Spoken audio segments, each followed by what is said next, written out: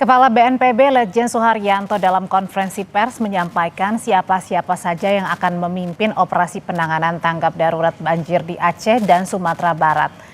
Khusus untuk di Sumatera Utara, Suharyanto yang akan langsung memimpin karena di wilayah tersebutlah banyak daerah yang aksesnya masih terputus. BNPB akan membuka posko utama di wilayah Tapanuli Utara karena wilayah ini jalur komunikasi juga transportasi melalui jalur udara masih bisa digunakan. BNPB juga akan melibatkan TNI dan Polri ikut terlibat dalam penanganan tanggap darurat seperti evakuasi, pengiriman logistik, hingga pembukaan akses jalan yang terputus. Dan prioritas utama adalah memulihkan jalur transportasi agar pengiriman logistik bisa cepat tersalurkan kepada seluruh korban banjir.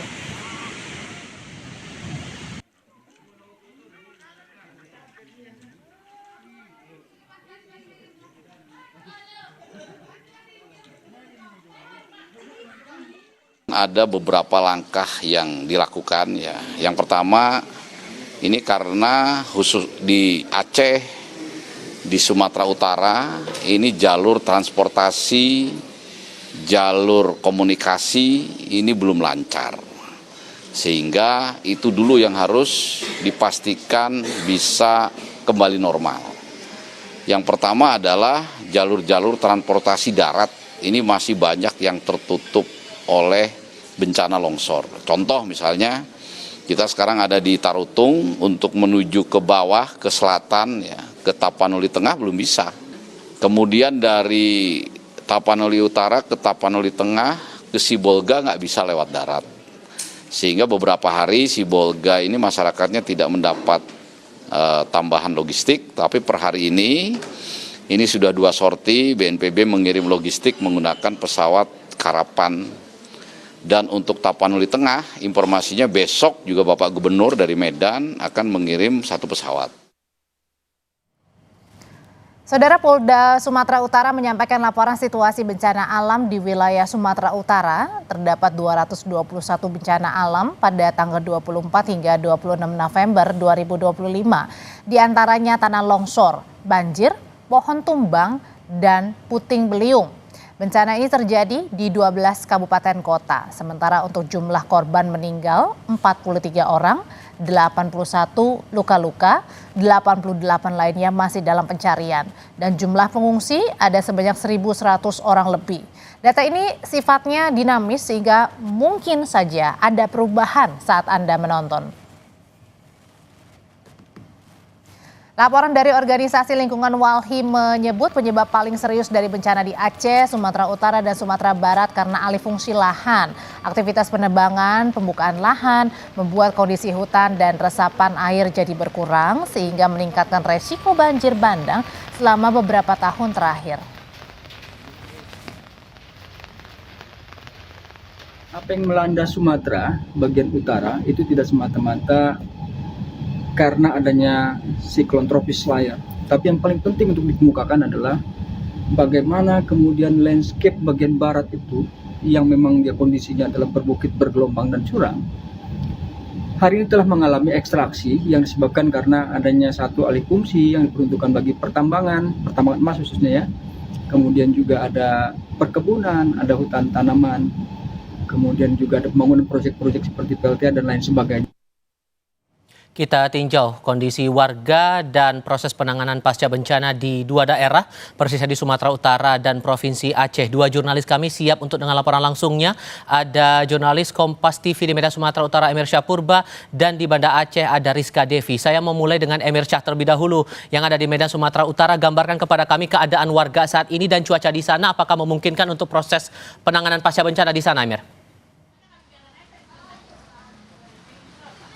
Ya, selamat sore Tifal dan juga saudara. Memang sampai dengan saat ini banjir masih menggenangi sebagian wilayah di kota Medan. Dan tempat saya mengabarkan saat ini Tifal dan juga saudara tepatnya berada di Kecamatan Medan Maimun yang menjadi salah satu daerah yang cukup parah terdampak banjir pada saat ini. Tepat saat ini saya berada di tempat pengungsian, yang mana tempat pengungsian ini merupakan sebuah sanggar seni milik seorang warga yang menyediakan tempat untuk warga Kampung Aur untuk mengungsi di tempat ini. Adapun saudara, Kampung Aur merupakan salah satu wilayah yang terdampak cukup parah karena memang berada tepat di samping aliran Sungai Deli. Pantauan kami tadi saudara, air sampai dengan sore hari ini masih cukup tinggi, berkisar antara 2 sampai 3 meter. Untuk di Kampung Aur sendiri saudara, bangunan 2 lantai saat ini hanya bisa terlihat di bagian lantai keduanya saja. Artinya pada sore hari ini belum tampak penurunan debit air yang terjadi di lokasi ini. Juga Tifal dan juga saudara, selain di Kampung Aur Kota Medan ataupun di Kecamatan Medan Maimun ini, banjir juga menggenangi sejumlah wilayah lainnya seperti di Kecamatan Medan Selayang dan juga di daerah Sunggal, yang mana banjir ini merendam rumah-rumah warga dengan ketinggian bervariasi antara 1 hingga 2 meter. Selain itu banjir juga memutus beberapa akses jalan seperti jalan nasional ataupun jalan lintas seperti di Gatot Subroto yang merupakan jalan lintas penghubung antara Kota Medan dengan Kota Binjai. Banjir menyebabkan kendaraan tidak bisa melewati akses jalan tersebut.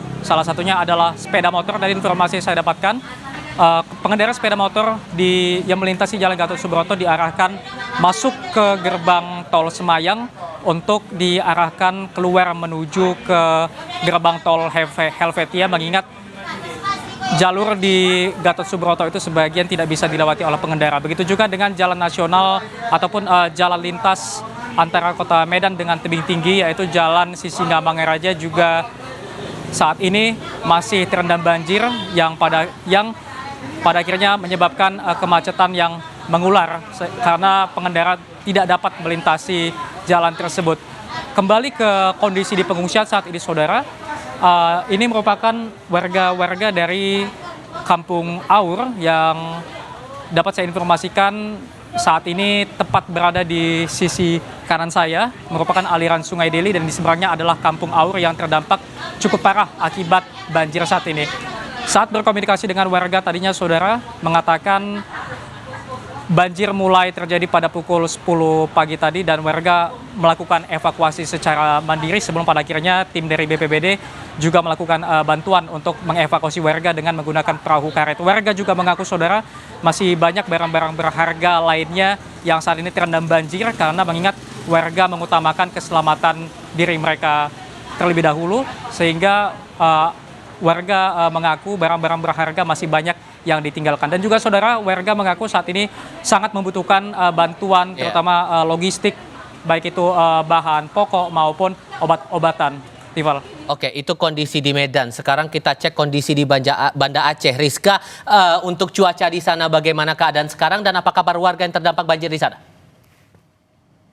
Tifal dan juga saudara, benar sekali memang saat ini hampir di sejumlah wilayah di Provinsi Aceh ini memang terdampak banjir dengan ketinggian rata-rata di 50 cm hingga 2 meter, dan ini juga beberapa banjir bahkan menutupi hingga atap warga. Dan juga untuk kondisi cuaca saat ini memang di luar masih diguyur hujan, dan diprediksi bahwa informasi yang kami terima dari BMKG bahwa hujan deras akan terus mengguyur kota Banda Aceh ataupun sekitarnya selama 3 hari ke depan. Dan juga ini saat ini memang dari pemerintah setempat, dari Gubernur Aceh ini sudah mengeluarkan penetapan untuk tanggap darurat bencana tentunya untuk 14 hari ke depan.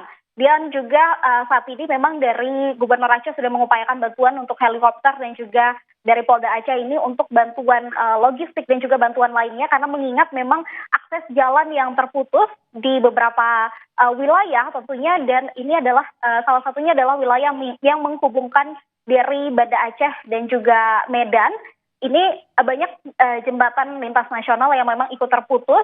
Salah satunya adalah jembatan yang terletak di Pidi Jaya, tepatnya di Berdu, yang menghubungkan Pidi dan juga Pidi Jaya. Sementara di tepi Mane juga ada jembatan yang menghubungkan antara Benar Meriah dan juga Aceh Tengah. Dan juga ada beberapa jembatan lainnya yang memang berada di Jalan Medan Banda Aceh yang masih dalam status rawan, dikarenakan memang debit air yang terus meningkat di kawasan lintas tersebut. Sementara juga saat ini kalau kita lihat memang ada beberapa daerah yang ikut terisolir, begitu tentunya ini terhadap daerah-daerah yang memang termasuk ke dalam pedalaman di Aceh Tamiang, contohnya Langsa, Biren, dan juga Aceh Utara dan Lok Sumawe. Ini dikarenakan memang akses jembatan tadi yang sempat terputus dan juga sampai sekarang masih diupayakan untuk penanganan seperti apa dari tim gabungannya. Kemudian juga karena salah satu faktor utamanya adalah komunikasi, dikarenakan memang saat ini di Kota Banda Aceh dan juga sekitarnya dan tentunya di Provinsi Aceh ini memang sudah 2 hari sejak Rabu pagi kemarin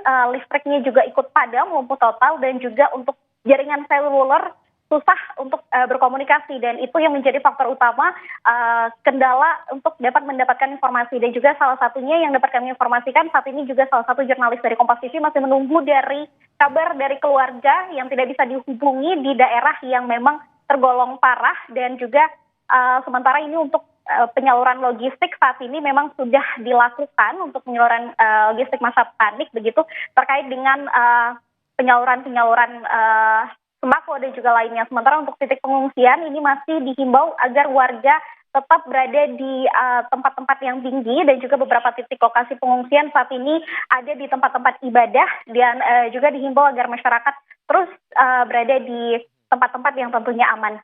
Ival. Rizka Devi melaporkan langsung dari Banda Aceh, sebelumnya Amir Syahpurba melaporkan langsung dari Medan, Sumatera Utara. Teman-teman, terima kasih.